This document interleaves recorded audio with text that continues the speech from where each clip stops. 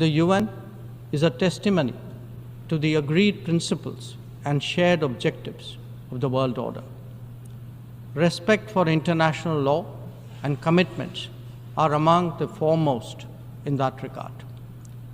If we are to ensure global security and stability, then it is essential that those who seek to lead set the right example. Nor can we countenance egregious violations of our basic tenets. Terrorism is antithetical of everything that the world stands for. All its forms of and manifestations must be resolutely opposed. The sanctioning of global terrorists by the United Nations should also not be impeded for political reasons. Madam President, many countries get left behind due to circumstances beyond their control. But some make conscious choices with disastrous consequences. A premier example is our neighbor, Pakistan. Unfortunately, their misdeeds affect others as well, especially the neighborhood.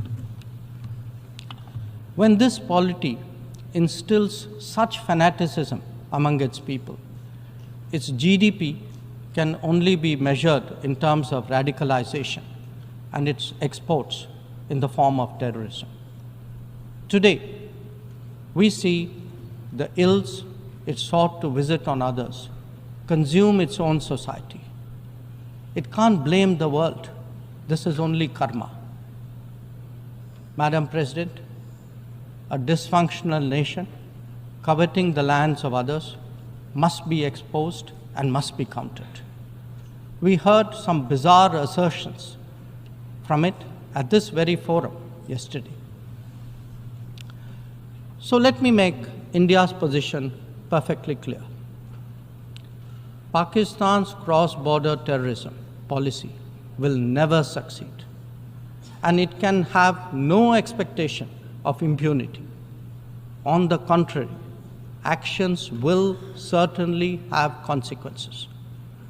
The issue to be resolved between us is now only the vacation of illegally occupied Indian territory by Pakistan, and of course, the abandonment of Pakistan's long-standing attachment to terrorism. Madam President, the global order is inherently pluralistic and diverse. The UN began